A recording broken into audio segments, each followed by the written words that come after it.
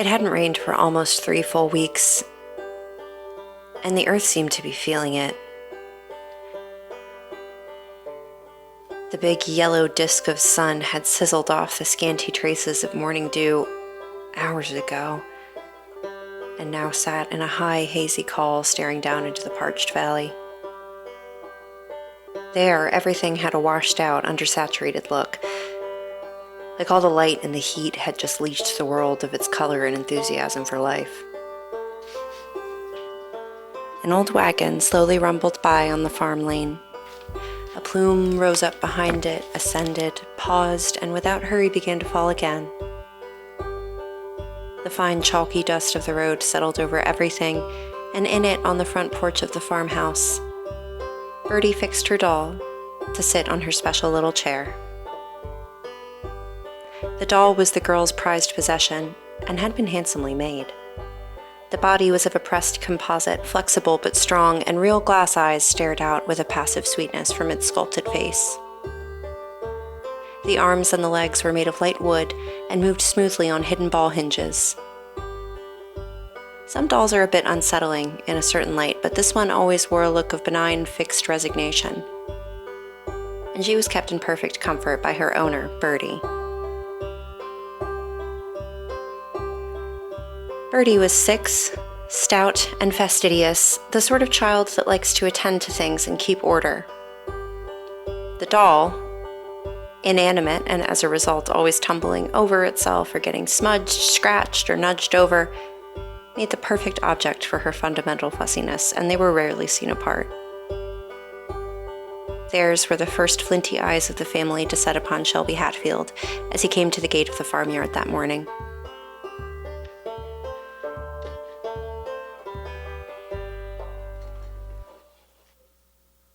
Her home was folded in the deep embrace of the mountain and cut off largely from greater society, and had developed its own set of idiosyncrasies, rules, and pleasantries. These rules were second nature to anyone who grew up here, including Birdie, and everyone knew you didn't come to a family home, even in the morning, and stroll right up to the door as a stranger. That was a pretty good way to get shot. No matter how legitimate your business, you stayed at the gate and hollered until someone came to greet you. And the stranger seemed to know that, lingering uncertainly by the fence post, casting his gaze around the dusty and humble-looking farm. But he didn't call out. Birdie slouched a bit to observe the newcomer and wonder about his arrival. It seemed likely to her that it would be no more consequential than her father, Lewis Bauer, coming out to speak with him, and there would be some talk or some things exchanged, and that would be that. She watched the young man and wondered why he didn't call out like he ought to, and a little crease started to form between her eyebrows. Finally, the stranger stood up a bit taller and called out, "Hello? Is there anyone home?" The door swung open behind Birdie, and there was a crease between Pearl Bauer's eyes, too, as she dried her hands on her apron and squinted down the walk. She didn't seem to notice her younger daughter where she sat in the dust of the porch. After a moment of suspension, the silence broke with the abrupt hoarse sound of Pearl bawling out, "Lewis!" and disappearing back into the dim house. The screen door clapped against the threshold once, loud, and then again, soft, the same as always, and Lewis Bauer came out of the workshop across the garden from the house. His narrow head bobbed comfortably as he glanced around, looking for the wife that had yelled out for him. Not seeing her, he cast another look around before his gaze settled on the boy at his gate. It wasn't a long walk, but Lewis was a tall man who moved remarkably slowly for the length of his stride. The thinning dark hair on top of his head was dusted with the same chalky film that lay over everything, and the two men drew near to each other over the wood and wire of the fence.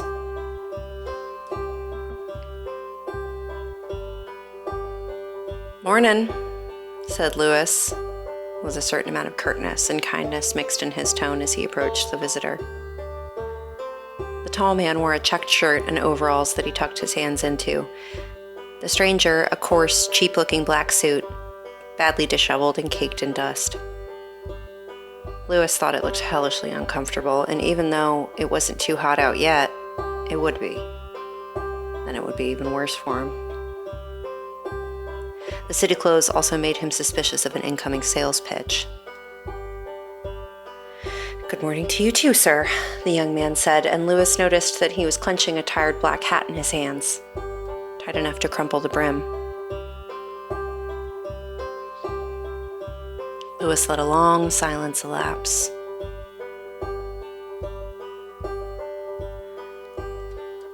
"I heard you hollering over here," he said with clipped patience, and lapsed again. "We don't have money to spend on anything you may be selling, but I can get you a drink." The young man nodded and said, "That would be fine. Thank you, sir," and waited with a becoming deference for the older man to unlatch the gate and step aside for him to enter. Birdie watched from the porch, alert as a cat. The well had a copper cup tied to the crossbar on a long piece of rope, and Lewis filled it for the stranger to drink from. The boy did so greedily, the water cutting rivulets in the dust on his chin and neck. Lewis waited and sized up the stranger. He was handsome, but very young, maybe not quite a man yet. He had pronounced cheekbones and burning dark eyes with thick lashes. Lewis thought that his daughter Ludi would not mind the way that he looked. He was suspicious again of a sales pitch as he watched the young boy set his back and his jaw and raise his eyes to meet his gaze.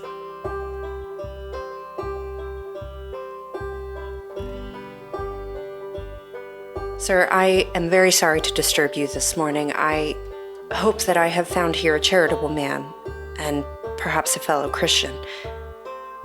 He started strong and faltered a bit here. He took a breath and tried again with the faintest hint of desperation in his voice. "My name is Shelby Hadfield. I've walked a few miles now. I was set to take a job at a farm this summer. My brother set up a place for me in the spring. But I was turned away. They told me nothing was growing in the drought and they couldn't afford to take me in." Lewis sensed with his easy intuition that there was much unsaid in this narrative. "Please, sir," said Shelby Hadfield, his dark eyes fervent as he looked to Lewis. "I'm seeking work. I've called at every farm on the lane. I'm a good, honest person, and I grew up on a farm, so I know the way. It's terrible, tough times lately." He cast desperate eyes around the modest holdfast, suffering also under the dryness of the year. "It isn't my way to be a beggar. I can mend up those fences and I can feed the livestock. I hung tobacco for a few years. Up the way at the cable's place. I can read and I can write and balance a ledger." He faltered again, seeming to realize that Lewis's expression had not yet changed and was as impassive as the sky. The last sentence came out weakly, lame. "For just a bed and a meal, sir, I would." Lewis waited a long time, and then he sighed. "I have a daughter," he said with finality and apology. Shelby gulped and nodded hastily, seemingly aware that he'd found a weak spot and that now was the time to make his case in earnest. "Yes, I see her there, sir, up on the porch, and a beautiful girl she is. I would be happy to keep an eye on her for you. You see, I have 6 younger siblings." "Not that one," Lewis scoffed, rolling his eyes back to Birdie, where she sat wrapped on the porch. "I got another daughter, 16 years old. I think you know what I'm saying." "Certainly I understand what you mean," Shelby agreed vigorously, nodding. "I understand your concern, and of course you can't trust to the word of a stranger, but nevertheless, sir, I do give you my word that I would not so much as look at your daughter. You needn't ever even let me in the house. I'm not too good to sleep in a barn, sir. If it's a place that I know that I'm welcome to be, that is, I'd never..." Lewis liked Shelby against his better instincts, and had been bored lately. He relented after not too much persuasion. "Telling Pearl will be something," he mumbled to himself, as Shelby trailed after him up towards the house, thanking him over and over and promising him a series of unintelligible things. "Come on and sit up on the porch while I go in and soften her up." Birdie squeaked with sudden panic when the lead actors of the drama by the well came walking straight towards her. Her eyes had lost the concerned, concentrated look and had gone round with wonder as she regarded Shelby, the first person outside of her family to make such a favorable impression on her. He was gaunt, sure, and a bit haggard, but he smiled hugely at the child as he sank meekly into a rocking chair next to her. Birdie knew only that he was the most handsome-looking man that she had ever seen, like a movie star. "Well, hello there," he said to Birdie. "Does your dolly have a name?" She seemed to force her lips out of a pressed thin line in order to speak. "Polly."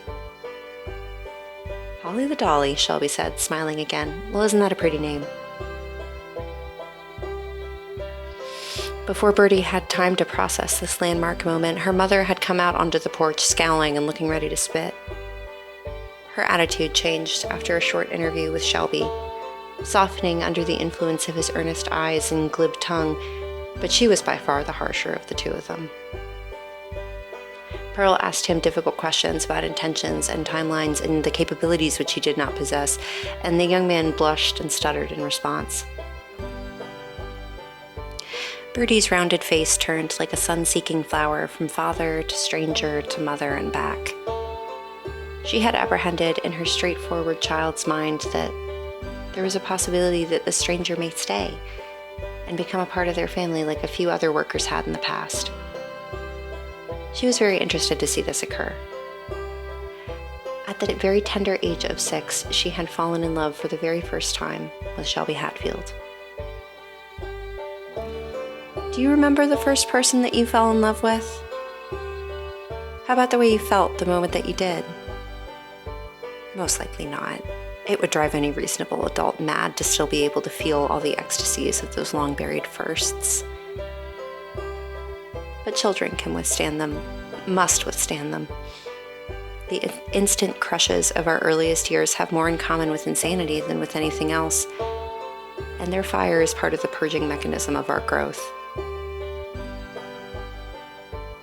But all the same, think back. You used to feel so strongly about everything when you were younger, and your adorations were no exception. And so that was the way that Birdie fell in love with Shelby, with the innocence of a child who still half remembers her own cradle, with the earnestness of a full heart, which merely perceives beauty and follows it instantly without reason. All children are like this, at least at first. Have you forgotten?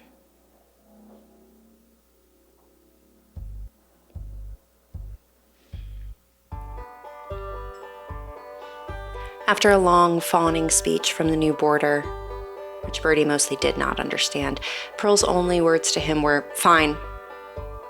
Come near my Ludi and I'll kill you, though." Her hand went to the bureau key on her hip and caressed it, thinking of the long muzzle of the shotgun there. "Understood," Shelby said immediately, bowing his head. "Your family has shown me such kindness. I would never wish to repay it with poor dealing. I won't so much as look at her." And he was let inside. Pearl and Louis Bauer had the hard-bitten American spirit, which is not always pleasant, but is unfailingly kind, and so there was never any real risk of Shelby sleeping out in the barn. This was the kind of thing that might be threatened after dinner in a heated tiff, but would never actually occur. The first task Shelby had in the Bauer household was sealing up the mouse holes and cracks in the walls of the garret room, and it was there that he slept for the nearly 2 years he stayed with the family. It was generally expected that he would leave in the fall of that first year, as most seasonal workers did, and there was a span of delicate weeks where everyone wondered when Louis would tell Shelby that it was time to go. But Louis, who was the father of 2 daughters and no sons, turned out to like keeping Shelby around. It was handy to have a pair of young, indebted hands around the farm after all. Over the course of several punishing seasons of drought and blight, he worked with Lewis under the sun and in the workshop, and his company was easy and pleasant. He took his meals with them too, right at the table, sharing in their bread and salt. His promise not to look at Ludi was impossible to keep. Ludi Bauer went to the school a mile down the road towards town, and watching her wander off or return back home from his attic window was one of Shelby's chief private pleasures. When you can't speak to someone, you understand a lot more about them through observation, and Shelby knew Ludi in that way. There was a considered element to her movements that conferred a certain philosophy to the figure of the farmer's daughter, a way that she would pause, distracted, like she was lost in thought. Slim and smiling and shy, she hid behind her curls and laughed every time they even came into the same room. In the face of such sweetness, there was not a lot left for Shelby to do but to devote himself to this divine untouchable. And so Shelby ingratiated himself with little Birdie, not only because the two sisters were close and it afforded him the opportunity to sit next to Ludi. He liked her, too, though she was a funny and interesting child. Birdie, oblivious to any ulterior motives, thought Shelby to be the best, handsomest, most dashing man in the world, and she received each of his attentions and kindnesses like holy treasures from a domesticated god. The two teenagers would speak to each other through the child. Every question to each other must be phrased as a question for Birdie, who would reply promptly and with her dependable curiosity, ask the other one what they thought. Her innocent presence screened over the many fathoms of feeling which slowly deepened between the two teenagers in the parlors and porches of the farmhouse. It was Birdie's impression that they were both very interested in her, and that made her very fond of both of them. One evening before supper, Shelby tucked his growing limbs into the casement of his attic window. There was a little pocket notebook that he had brought with him from his school days, one of his very few personal possessions, and a short nub of pencil, both balanced on his lap. The narrow figure of Ludi, wearing a pale blue dress with buttons down the front, was meandering down the lane with her usual lackadaisical slowness, clipping in and out of view. Once she grew nearer, he could press his ear to the window pane and perhaps hear a snatch of the song that she hummed to herself as she walked. He watched her wistfully for a moment, and when she disappeared behind an oak tree, he carefully wrote out on the page, "Mrs. Ludi Hadfield, Mrs. Ludi Hadfield, Mrs. Ludi Hadfield." Shelby had been living at the Bauer farm for nearly a year and a half by the time that the crisis came. He'd grown taller and broader, the hard work of each morning and afternoon telling on his shoulders and back. The quick tongue and dark eyebrows had not changed, and he was the darling of every member of the family. He fetched the groceries for Pearl when her back was aching and told Birdie glib, garbled Greek myths after supper. Over 2 growing seasons, he and Lewis had developed a mostly silent fraternity which each man held in an unacknowledged but entire fondness. Lewis had been chewing on the idea of fixing up the old cabin at the back of the property for the boy. He wouldn't tell him, of course. It wasn't his way to lie, but this would be the kind of pleasant, creeping surprise that warms a body to its core. It had already begun to tingle in Lewis's mind with a pleasant, congratulatory softness. Maybe they could even get a start on it in the kindlier part of the winter. They would work on shoring up the old walls and windows together, and heat up spiced wine in the old stone hearth there. Shelby couldn't stay forever, of course, but until he left, he ought to be comfortable.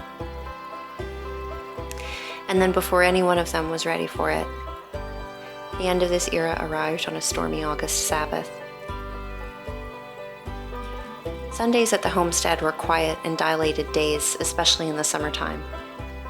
This one unwound much like any other. Pearl cooked and sweated and swore softly. Birdie, taxed by the philosophy of Sunday school, napped in a daze on the porch. Ludi hummed and sewed in the parlor, and the tune caught every time she heard a heavy tread in the hall. Pearl made a magnificent meal that night. A big ham roast dripping with honey, potatoes roasted in their skins, and piping steam from crisp gouges stuffed with butter. Another pat of it melted happily into a pan of cornbread, singed but mostly golden. It was an unusual spread, and unknown to any of them, set to be squandered, left untouched.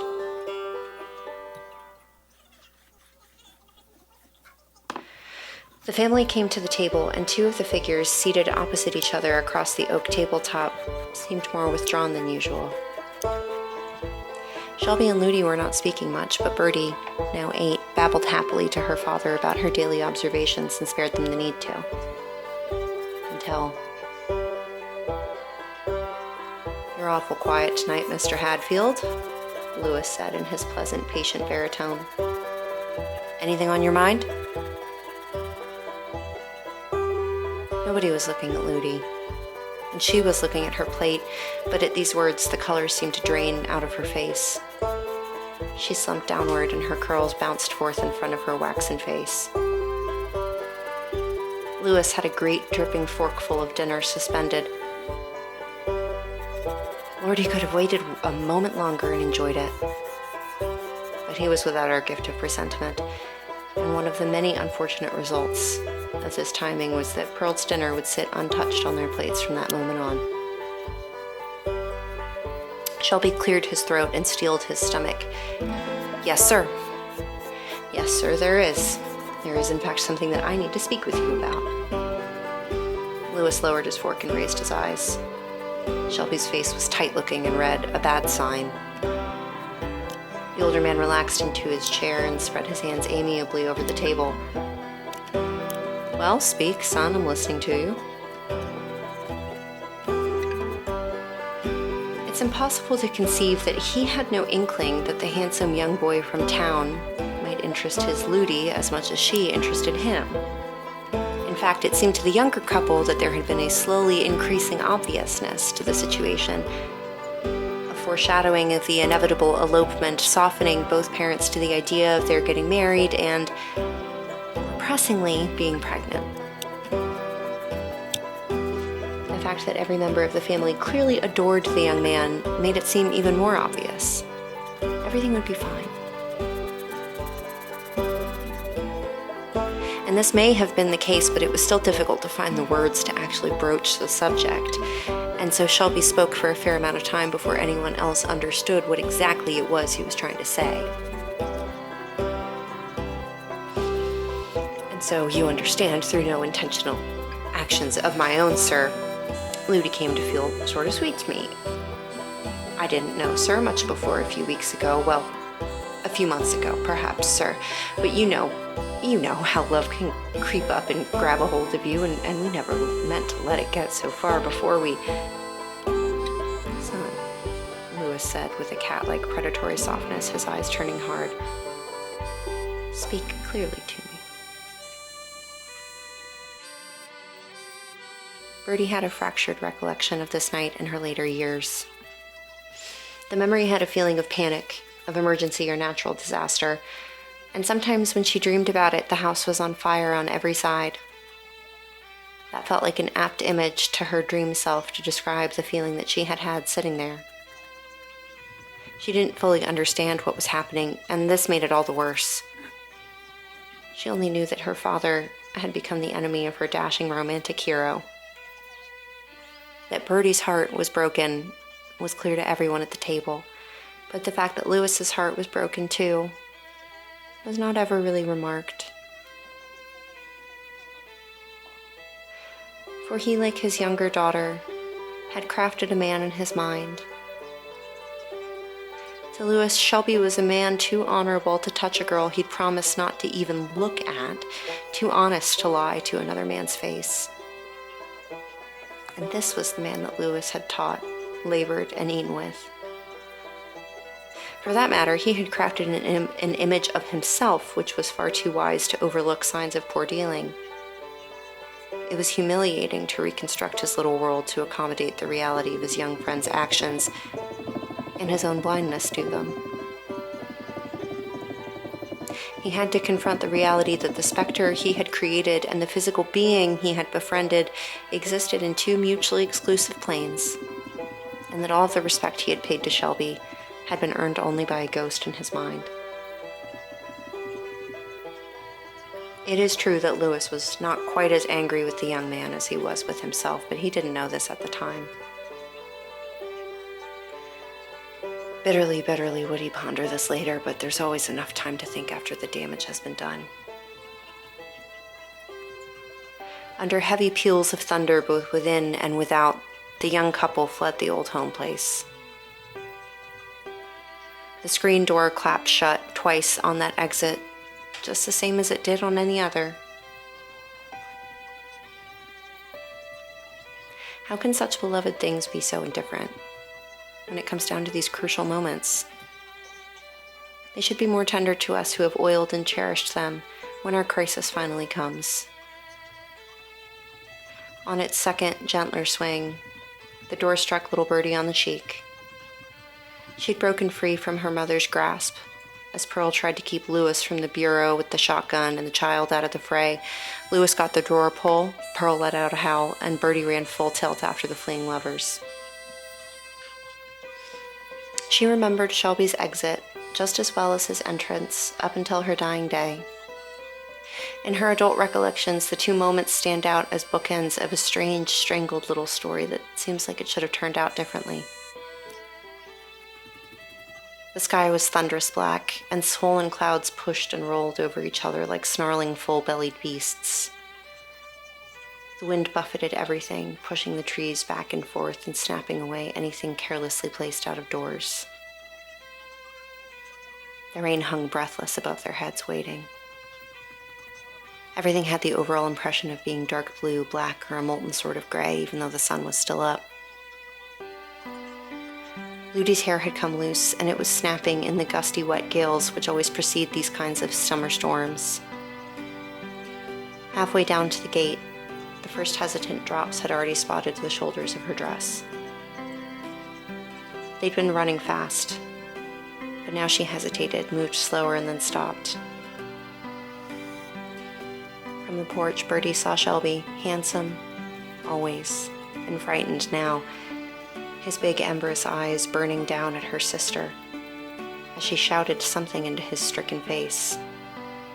He shook his head, jerkily but firmly, no, no, no, and seized the slender wrist of the farmer's daughter.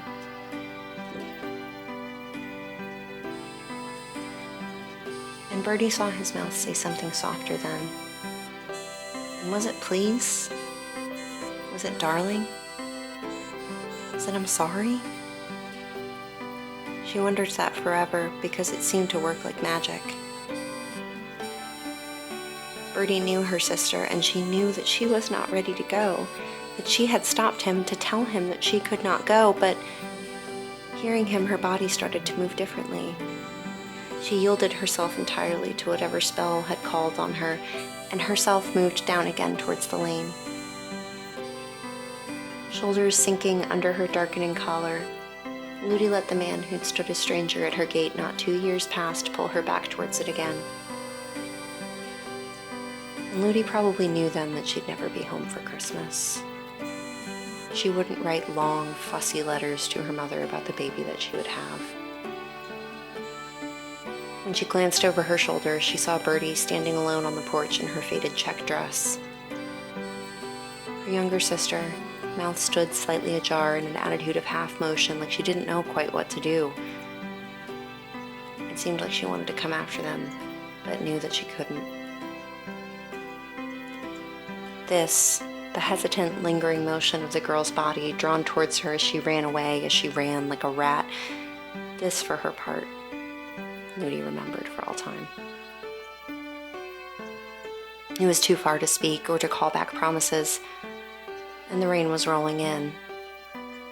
From the open door, Lewis and Pearl screamed at each other in a paroxysm of rage and frustrated love.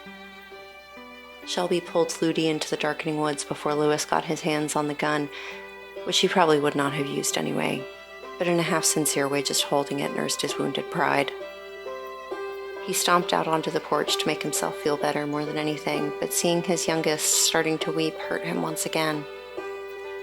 His kindness remanifested, and gently she was drawn into his arms and shooshed and rocked on the wide porch swing that Shelby had hung. Together they watched the rain fall down, and after a series of deepening reflections, Lewis felt a sorrowing and irrevocable regret.